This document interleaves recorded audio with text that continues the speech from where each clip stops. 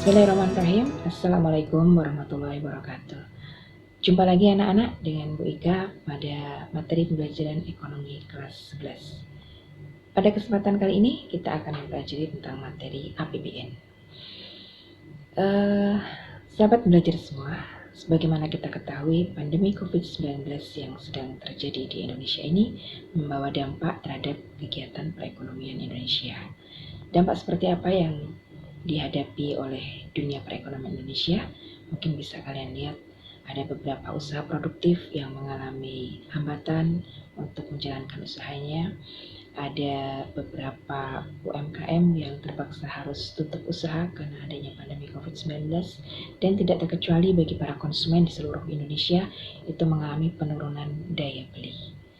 Untuk mengatasi hal ini, maka pemerintah melakukan alokasi dana APBN dengan memberikan bantuan berupa subsidi baik kepada masyarakat yang terdampak maupun kepada UMKM. Nah, anak-anakku semua, pada kesempatan kali ini kita akan belajar apa itu APBN, bagaimana cara mengalokasikan APBN, fungsinya dan tujuannya bagi perekonomian Indonesia. Untuk itu, marilah kita saksikan video pembelajaran berikut. Selamat.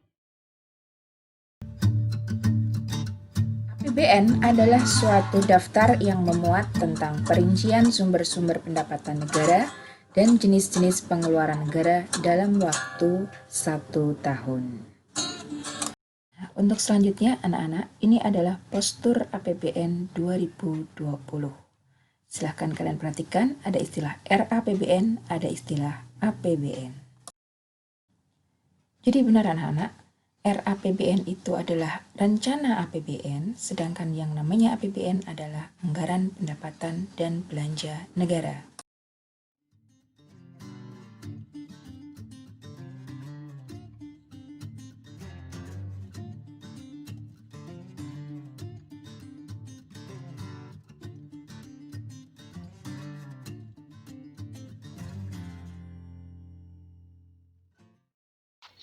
Fungsi APBN menurut Undang-Undang Nomor 17 Tahun 2003 Pasal 3, yang pertama adalah fungsi otorisasi.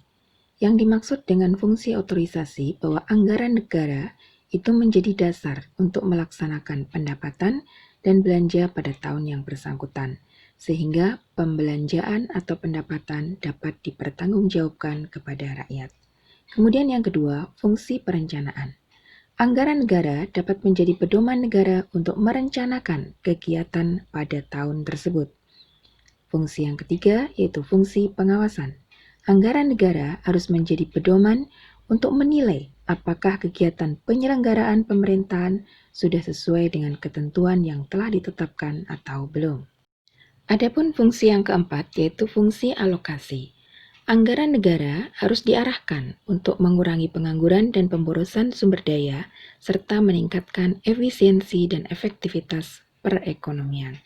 Fungsi alokasi ini telah dilakukan oleh pemerintah dalam upaya penanganan COVID-19 dengan melakukan perubahan pada APBN. Fungsi yang kelima adalah fungsi distribusi.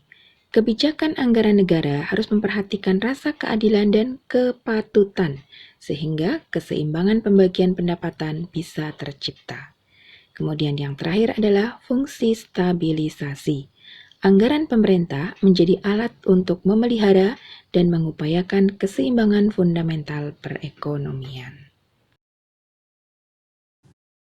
Adapun tujuan penyusunan APBN antara lain yang pertama adalah untuk memelihara stabilitas ekonomi agar tercipta kemakmuran dan kesejahteraan bagi seluruh lapisan masyarakat. Yang kedua, mencegah terjadinya anggaran yang kurang atau istilahnya defisit. Yang ketiga, sebagai pedoman penerimaan dan pengeluaran negara supaya seimbang dalam upaya melaksanakan kegiatan kenegaraan. Hal ini dilakukan agar tercapai kenaikan produksi, peningkatan kesempatan kerja, dan pertumbuhan ekonomi dan dapat meningkatkan kesejahteraan masyarakat.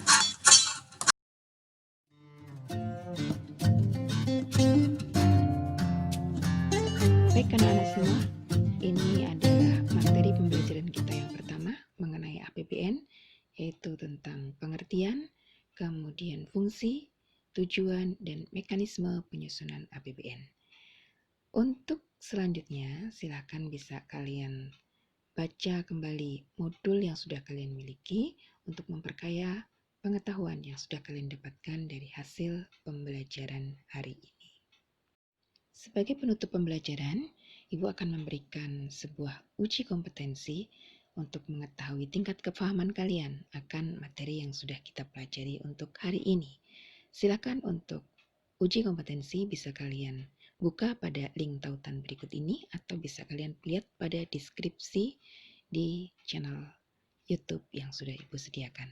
Terima kasih anak-anak semua, tetap semangat belajar, sehat selalu, tetap menjaga kesehatan, tetap menjaga protokol kesehatan dimanapun kalian berada.